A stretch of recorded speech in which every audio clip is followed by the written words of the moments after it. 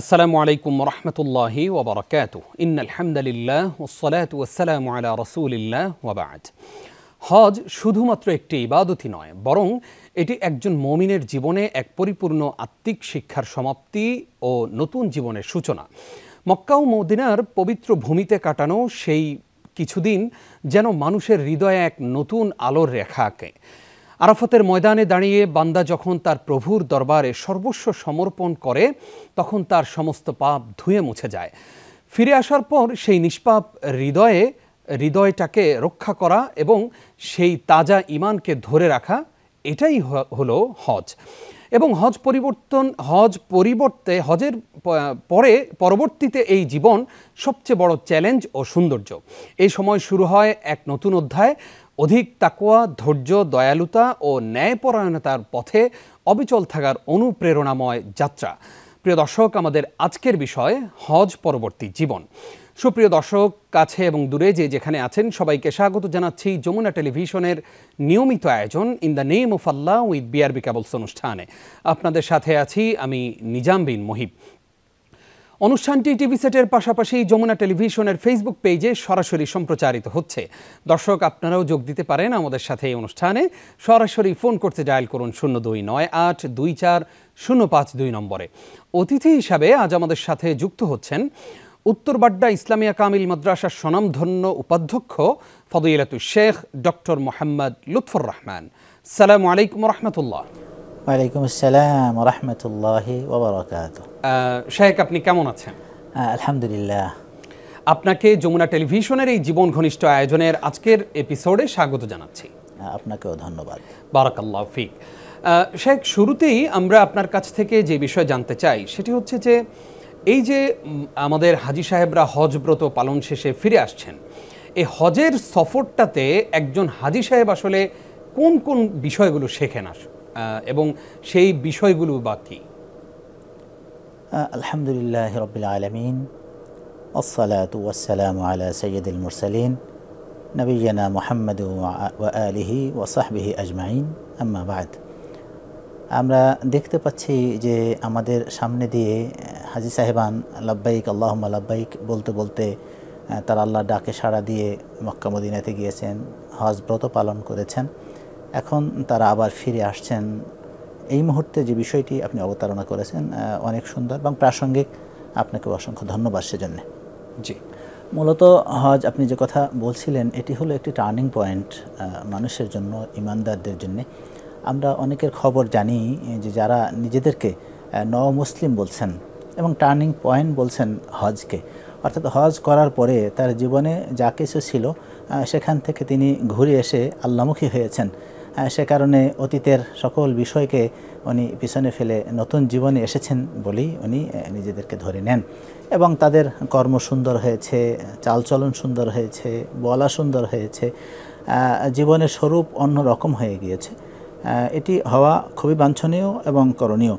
আল্লাহ তাআলা যার গুনাহ একবার মাফ করে দিয়েছেন এবং হাদিসের মধ্যে যেটা এসেছে যে হজ্জে মাবরুর যার হয়েছে সে ব্যক্তি নিষ্পাপ অবস্থায় ফিরে এসেছে, যেমনটি করে মা যেন নিষ্পাপ একটি শিশুকে দুনিয়াতে ভূমিষ্ঠ করেছে।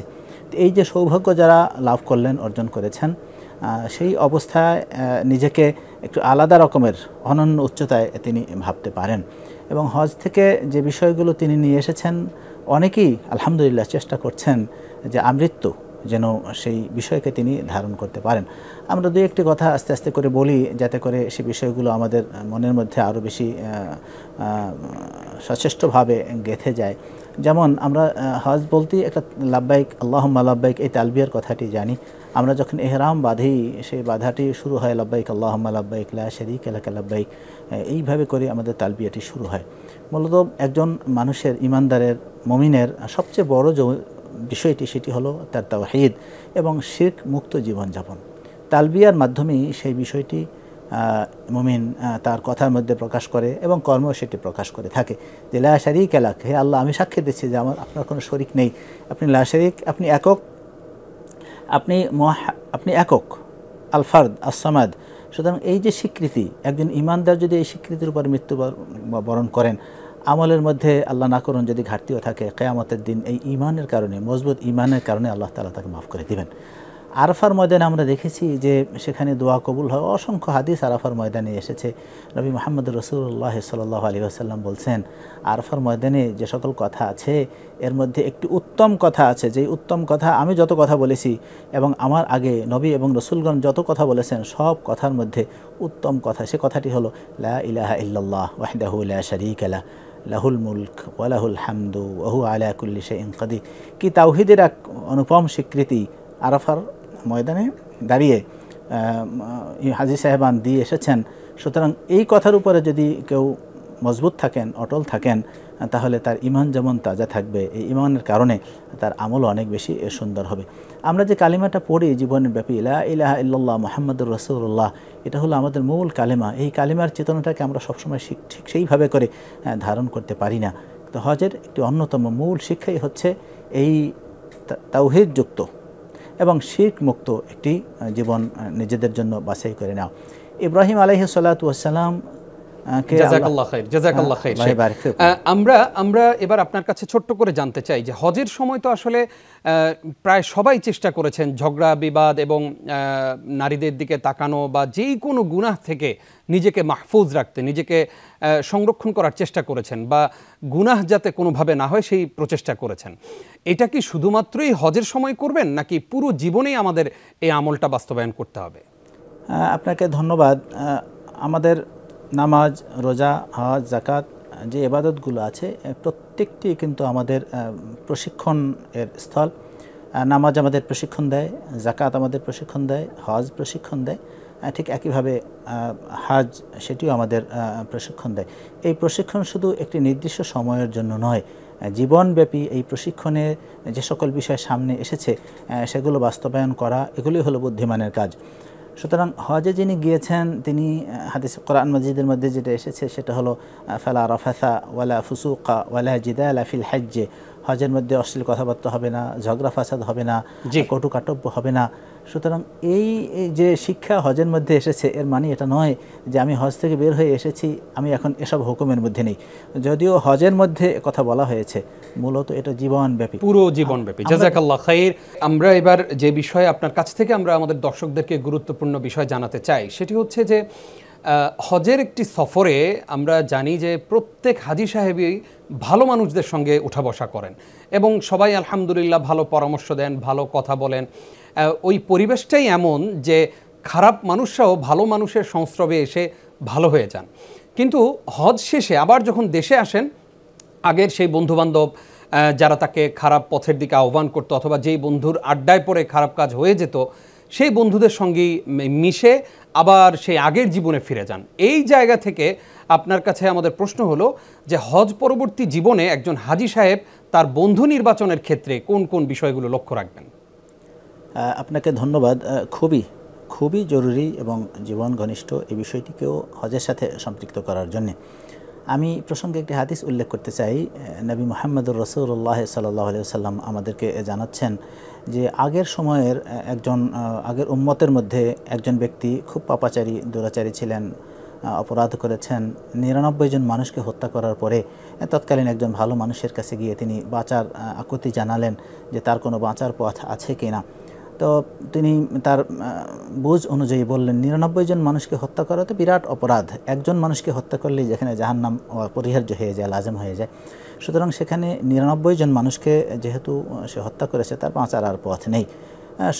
সুলভভাবেই তিনি জানালেন যে না, তোমার কোনো বাঁচার পথ আর নেই।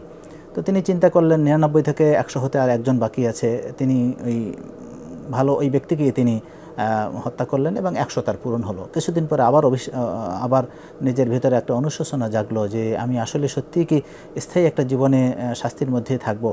আরেকজন ব্যক্তির কাছে তিনি গেলেন, তিনি তাকে বললেন যে অমুক জায়গাতে একটি ভালো মানুষের পরিবেশ আছে, একটি গ্রাম আছে, তুমি যদি সেখানে যাও তাহলে আল্লাহ তাআলা তোমাকে এই পথ থেকে মুক্তি দিয়ে দেবেন। এরপর তিনি পথ চললেন, আধি পথ তিনি গেলেন, এটা খুব জানা একটা হাদিস। এরপরে আজরাইল আলাইহিস সালাতু ওয়াস সালাম সাক্ষাৎ করলেন, জান্নাতের ফেরেশতারা তাকে নিতে আসলেন, জাহান্নামের ফেরেশতারাও নিতে আসলেন। দুজনের মধ্যে সমাধান হচ্ছিল না, আল্লাহর কাছে ফয়সালা চাইলেন। আল্লাহ তাআলা বললেন যে দেখো তার পথ সে কি বেশি এসেছে নাকি পথ বেশি বাকি আছে। মেপে দেখা গেল যে তার পথ অর্ধেকের চেয়ে সামান্য একটু বেশি হয়েছে, আল্লাহ তাআলা তার রহমত দিয়ে তাকে নাজাতের ব্যবস্থা করে দিলেন। সুতরাং এই সৎসঙ্গের যে ব্যাপারটি, এটি খুবই গুরুত্বপূর্ণ একটি ব্যাপার। আমরা প্রতিদিন আমাদের নামাজের মধ্যে ওয়ানাখলা ওয়ানাতরুকু মাইয়াফজুরুকা, যে আল্লাহ আপনার নাফরমানে যারা, আমি তাদের সাথে সঙ্গীত গ্রহণ করি না। সুতরাং হজের মধ্যে যাদের সাথেই তিনি মিশেছেন, নামাজিদের সাথে মিশেছেন, ভালো মানুষদের সাথে মিশেছেন, বেনামাজিদের সাথে নেয়, মন্দ মানুষের সাথে নেয়। সুতরাং সেই সংস্পর্শটা হজের পরও একজন মানুষের হওয়া খুবই জরুরি, তার জীবন সুন্দর এবং এটা খুবই জরুরি, আপনিও বলেছেন। আশা করি আমাদের হাজী সাহেবরা সেই বিষয়টি অবশ্যই লক্ষ্য রাখবেন। আমরা এবার জানতে চাই যে আমার হজ কবুল হয়েছে, এটা বোঝার কি কোনো উপায় আছে? আলহামদুলিল্লাহ, খুবই একটি বাস্তব ধর্মী কথা বলেছেন। এবং এই প্রশ্ন প্রত্যেক হাজী সাহেবের মনের মধ্যে, যে আমার হজ কবুল হয়েছে কিনা বুঝবো কী করে। যদি দেখা যায় যে তার জীবন আগের চেয়ে উৎকৃষ্ট হয়েছে, ভালো হচ্ছে, তাহলে বুঝতে হবে যে তার প্রভাব, হজের প্রভাব তার মনের মধ্যে পড়েছে। দুঃখজনকভাবেও লক্ষ্য করা যায় যে কিছু মানুষ আছেন হজের আগেও যেমনটি ছিলেন, হজের পরেও তেমন একটা ভালো পরিবর্তন হয়েছে তা বোঝা যায় না। এই লক্ষণগুলো ভালো নয়। একজন ব্যক্তি, তিনি মাঝে মাঝে নামাজ পড়তেন, মাঝে মাঝে ছাড়তেন, যদিও ছাড়া উচিত নয়, মাঝে মাঝে জামাত ছাড়তেন, মাঝে মাঝে একাকী পড়তেন, কিন্তু হজ করে আসার পরে যে দেখা যাচ্ছে যে তিনি নামাজের শিক্ষাটা নিজের জীবনের জন্য নিয়ে এসেছেন। 5 ওয়াক্ত নামাজ জামাতের সাথে আদায় করার চেষ্টা করছেন, কারণ তিনি 30, 35 বা 40 বা একটু কম বেশি যে হজের মৌসুমে ছিলেন, তিনি চেষ্টা করেছেন 5 ওয়াক্ত নামাজ জামাতের সাথে আদায় করতে। মসজিদে নববীতে পড়েছেন, আগে ভাগে বের হয়েছেন, বাইতুল্লাহতে পড়েছেন, আগে ভাগে বের হয়েছেন। সুতরাং সেই শিক্ষাটি তিনি তার জীবনের জন্য ধরে রাখতে পেরেছেন। তার মানে হলো হজের শিক্ষাটি তিনি নিয়ে আসতে পেরেছেন। আগে কটু কাটব্য করতেন, মন্দ কথা বলতেন, গীবত চর্চা করতেন, কিন্তু দেখা যাচ্ছে হজ করে আসার পরে, যেহেতু হজের তার এই যে প্রায় 1.5 মাসের মতো একটি প্রশিক্ষণে তিনি তার জবানকে হেফাজত করেছেন, সেই শিক্ষাটাও তিনি এখানে নিয়ে এসেছেন। আগে অনেক গুরুত্বপূর্ণ আলোচনা আমরা আরো একটু শুনবো ইনশাআল্লাহ, আরো একটি বিরতির পরে। আমরা এবার আপনার কাছে জানতে চাই, আমাদের অনেক বোনেরা এবছর হজে গিয়েছেন এবং হজ ব্রত পালন শেষে দেশে ফিরে আসছেন। আমাদের সেই বোনদের জন্য আপনার স্পেশাল কোনো নাসিহা আছে কিনা? আমাদের বোনদের পরবর্তী জীবনটা কেমন হওয়া উচিত বলে আপনি মনে করেন? আলহামদুলিল্লাহ রাব্বিল আলামিন, ওয়াসসালাতু ওয়াসসালামু আলা সাইয়্যিদিল মুরসালিন ওয়া বা'দ। আপনি আমাদের মা বোনদের কথা উল্লেখ করেছেন। আমাদের জানা মতে যে হজের পরিসংখ্যান আছে, তাতে প্রায় আধা-আধি আমাদের মা বোনরাও অংশগ্রহণ করেন। এটি একটি ভালো পরিবেশ, ভালো সুযোগ তাদের জন্য। তো মা বোনদের জন্য বিশেষ কথা, ইসলামের যে মূল কথাগুলো সেগুলো হজের শিক্ষার মধ্যে আছে। যেমন পুরুষ যে কথাগুলো মনে রাখবেন, আমাদের মা বোনরাও ঠিক সে কথাগুলো মনে রাখবেন। যেমন আমরা তাওহীদের কথা বলেছি, শিরক মুক্ত জীবনের কথা বলেছি, এটা যেমন পুরুষের জন্য, আমাদের মা বোনদের জন্য। এরপরে আমরা সলাতের কথা বলেছি, পুরুষ মানুষ জামাতের সাথে মসজিদে সলাত আদায় করবেন, আমাদের মা বোনরাও সময় মতো তারা সলাত আদায় করবেন। আমরা জবানের হেফাজতের কথা বলেছি, কথাবার্তা বলায় পরিশীলিত শব্দ চয়ন এর কথা বলেছি, সেটি পুরুষ মানুষের জন্য, আমাদের মা বোনদের জন্য। এরপর সবচেয়ে বড় যে কথাটি, সেটি হলো মক্কা মদিনাকে নিজেদের অন্তরের মধ্যে গেঁথে রাখতে হবে। মা বোনরাও সে কাজটি করবেন নিশ্চয়ই। যেই চোখে মসজিদে নববী দেখে এসেছেন, গম্বুজ দেখে এসেছেন, রওজা রিয়াদুল জান্নাতে সালাত আদায় করেছেন, কাবার চারপাশে ঘুরেছেন, আরাফার ময়দানে গিয়েছেন, এই সব জায়গা থেকে ক্ষুদ্র ক্ষুদ্র অনেকগুলো শিক্ষা আমাদের মা বোনদের সাথে নিয়ে আসবেন। মা বোনদের জন্য বিশেষ করে যে বিষয়গুলো রয়েছে, স্বামীদের প্রতি একটু যত্নবান হওয়া। তারা কথাবার্তায় অনেক সময় দেখা যায় যে মানানসই না, স্বামীর সাথে হোক বা আরও নিকট জনদের সাথে হোক, সেই ধরনের কথাগুলো তারা আরও বেশি সৌন্দর্যের সাথে প্রকাশ করবেন। স্বামী স্ত্রী দুজন মিলিয়ে কিন্তু একটি পরিবার, এবং সেখান থেকে সন্তানদের ধারা সামনে অগ্রসর হয়, কিয়ামত পর্যন্ত সেটি থাকবে। সুতরাং তাদের সৌন্দর্য যেন সন্তানরা পর্যন্ত গর্ব করতে পারে, যে আমার মা এমন ছিলেন, আমার মা আব্বার সাথে এমন আচরণ করেছেন, আব্বা মায়ের সাথে এরকম আচরণ করেছেন। এই পারিবারিকভাবে যে বিষয়টি আছে হজের শিক্ষার মধ্যে যে আমরা পাই, সেটিও যদি তিনি তার জীবনে নিয়ে আসতে পারেন, তাহলে তার হজটিও আরও বেশি সুন্দর হবে বলে আমরা মনে করছি ইনশাআল্লাহ। আমরা জানতে চাই যে আরাফার ময়দানেই তো আসলে, যেহেতু রাসূল সাল্লাল্লাহু আলাইহি সাল্লাম বলেছেন আল হাজ্জু আরাফা, তো সেই জায়গা থেকে আপনি আমাদেরকে বলবেন আরাফার ময়দান থেকে আসলে আমাদের জন্য কি শিক্ষা রয়েছে? নবী মুহাম্মদ রাসূলুল্লাহ সাল্লাল্লাহু আলাইহি সাল্লাম বলছেন, যেটি আপনি শুনলেন, যে হাজই হলো আরাফা। আরাফা আর মুজদালিফা এমন দুটো জায়গা বা এমন জায়গা যেখানে পৃথিবীর সব মানুষ একই রকম করে থাকে, এবং সেই অবস্থায় আল্লাহ তাআলা ফেরেশতাদের সাথে সামনে নিয়ে তিনি আলাদা গৌরব তাদের সামনে বলেন যে বান্দা দুহাত উঁচু করেছে। কারণ আপনারা দেখেছেন যারা গিয়েছেন সবাই কিন্তু দুহাত আল্লাহ তাআলার আসমানের দিকে উঁচু করে রাখেন, দোয়া করেন, প্রার্থনা করেন। আল্লাহ তাআলা চান বান্দা আমার মুখে হয়ে যাক, আমি যে তাদের মাবুদ আর বান্দা যে তারা আমার গোলাম, আমার বান্দা, সেটি প্রকাশ পায় সবচেয়ে বেশি আরাফার ময়দানে। সব মানুষ লম্বা সময় ধরে সারাটি দিন সেখানে হাত উঁচু করে আল্লাহ তাআলার কাছে নানান রকমের দোয়া করতে থাকেন এবং সেই দিন আল্লাহ তাআলা যত মানুষকে মুক্তি দেন জাহান্নামের আগুন থেকে, অন্য কোনো সময়ে এই পরিমাণ মানুষকে আল্লাহ তাআলা জাহান্নামের আগুন থেকে মুক্তি দেন না। আল্লাহ তাআলার ডাকে তারা সাড়া দিয়ে সেখানে গিয়েছেন, আল্লাহ তাআলার কাছে চাইছেন, আল্লাহ তাআলা তাদেরকে দান করছেন। মুজদালিফাতেও দেখেছি আমরা যে রাতে সেখানে রাজা প্রজা সে যে দেশেরই হোক, যেই সম্মানের সাথেই হোক, এই খোলা আকাশের নিচে সব মানুষকে আল্লাহ তাআলা এমন এক বিধান দিয়েছেন সেখানে আমিত্ব বলতে আর কিছুই থাকে না। জি জি, জাযাকাল্লাহ খাইর। আমরা আপনার কাছ থেকে অনেক উপকৃত হলাম, জ্ঞান আহরণ করলাম। আল্লাহ রাব্বুল আলামিন আমাদের হাজী সাহেবদেরকে সেগুলো মেনে চলার তৌফিক দান করুক, আমিন। আপনি কষ্ট করে আমাদেরকে সময় দেওয়ার জন্য আপনাকে ধন্যবাদ জানাচ্ছি। আপনাকেও ধন্যবাদ এবং যারা শুনছেন দেখছেন। প্রিয় দর্শক, আপনারা এতক্ষণ দেখছিলেন যমুনা টেলিভিশনের নিয়মিত আয়োজন in the name of Allah with BRB cables. আজ এই পর্যন্তই, আগামী সপ্তাহের পর্ব দেখবেন সেই প্রত্যাশায় বিদায় নিচ্ছি। নিজাম বিন মুহিব। আসসালামু আলাইকুম ওয়া রাহমাতুল্লাহি ওয়া বারাকাতুহু।